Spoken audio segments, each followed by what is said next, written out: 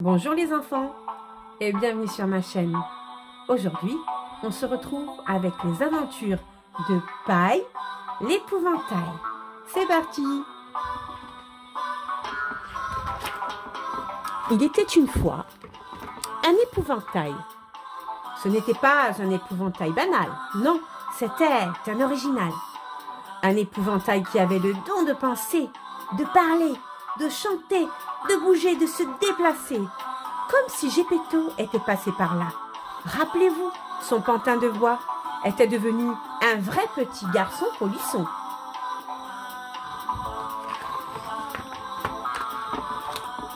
Le fermier avait donné un joli prénom à son épouvantail. Il l'avait surnommé Paille. En effet, sous son chapeau en poil de chameau, sous sa veste en velours et son pantalon trop court, on voyait dépasser les fleurs des champs et les brins de paille. Paille avait l'air fier dans son lopin de terre, derrière la grange.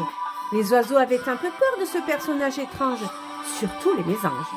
Les corbeaux, eux, se moquaient de lui. « Tu te crois beau, tu te crois fort. Mais tu n'es qu'une pauvre marionnette sans fil, perdue au milieu des pâquerettes. Que fais-tu de ta vie?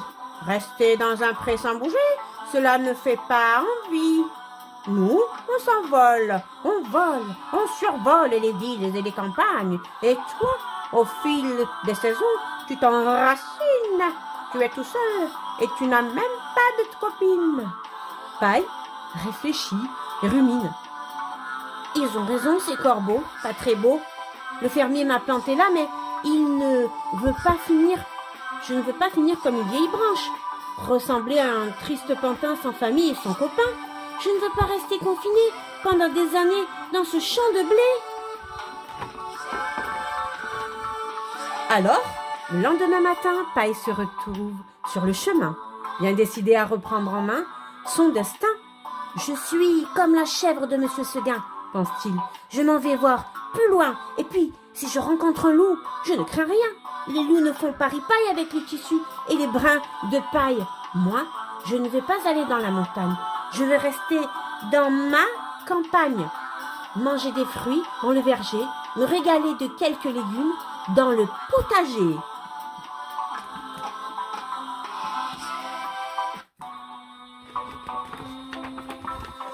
Paille arrive dans la cour de la ferme. « Chouette, se dit-il, je vais me faire de nouveaux amis. » La brebis dans sa bergerie, le cheval dans son écurie, le cochon dans sa porcherie, la vache dans son étable.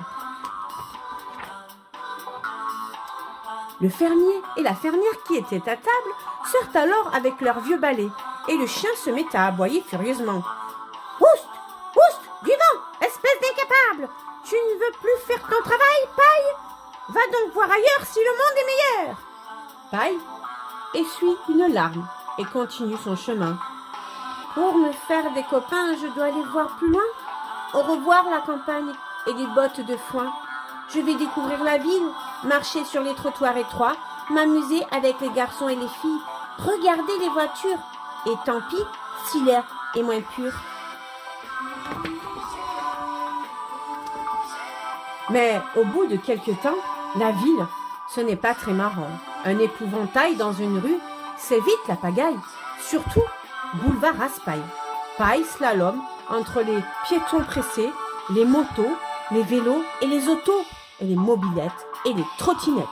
Si ça continue, je vais me faire écraser et je ressemblerai à un vilain balai brossé et bourriffé. Plus personne ne voudra de moi dans cet état. Je pensais me faire des amis avec les chats et les chiens et les autres animaux de compagnie. Oh, c'est fichu, c'est fini, c'est vraiment pas facile. Je quitte cette ville. Ici, je me sens tellement inutile. Pauvre Paille, dans sa tête, c'est la pagaille, ça déraille. Je n'ai pas dit mon dernier mot, j'ai une idée. Je vais aller faire un tour au zoo, là où il y a tous les animaux. Il y en aura bien 2 ou 3 qui voudront bien de moi. Rendons une petite visite au bonobo. Je les trouve rigolos. Arrivé près de la cahute, Paille déchante. Les singes chahutent, font des culbutes et se percutent. Ces zozos sont trop canailles pour moi. Gentil épouvantail. Avec les lémuriens, je ne risque rien. Il y a même un qui s'appelle le aïe-aïe. Mais avec ses gros yeux rouges qui bougent, il me fait peur. Je ne suis pas sûre de lui ouvrir mon cœur. Oublions les primates. Allons plutôt faire ami-ami avec les suricates. En bande, ensemble, sur leurs deux pattes arrière, ils m'épatent. Mais ils sont tellement nombreux. Ils ont l'air heureux. Ils n'ont pas besoin de moi, pauvres pantins de paille et de bois.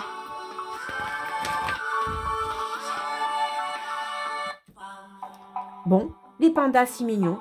Voilà, mes nouveaux compagnons, souvent solitaires. Je suis sûre qu'ils seront contents d'avoir un nouveau compère à leur côté. Mais le panda n'a pas le sens de l'hospitalité. Le plus jeune se jette sur moi et pas pour me faire des bisous. Il m'a pris pour une pousse de bambou. Il voulait agrémenter son repas. Je préfère ne pas rester là. Et si le pangolin devenait mon meilleur copain, bof, même lui me dit qu'il ne faut pas s'approcher de lui et traîner dans le coin.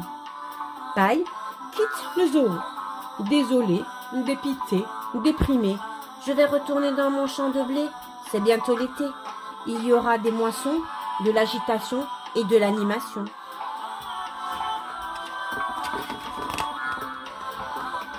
Arrivé près de son pré, Paille a une drôle de surprise. Il a été remplacé par une ravissante dame épouvantail avec une jolie chemise grise, une perruque qui frise et des boucles d'oreilles cerises. Paille s'approche et tombe sous le charme. Je crois que j'ai trouvé mon âme sœur, dit-il, en souriant de bonheur. Comme ils disent à la télé, le bonheur est dans les prés.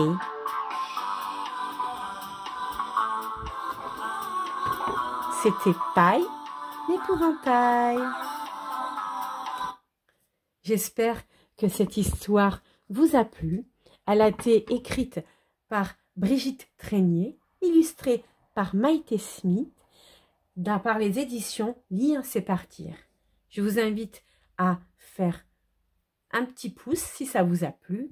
N'oubliez pas la cloche pour recevoir mes nouveautés. Je vous fais plein de bisous et je vous souhaite une bonne journée. Bisous, bisous!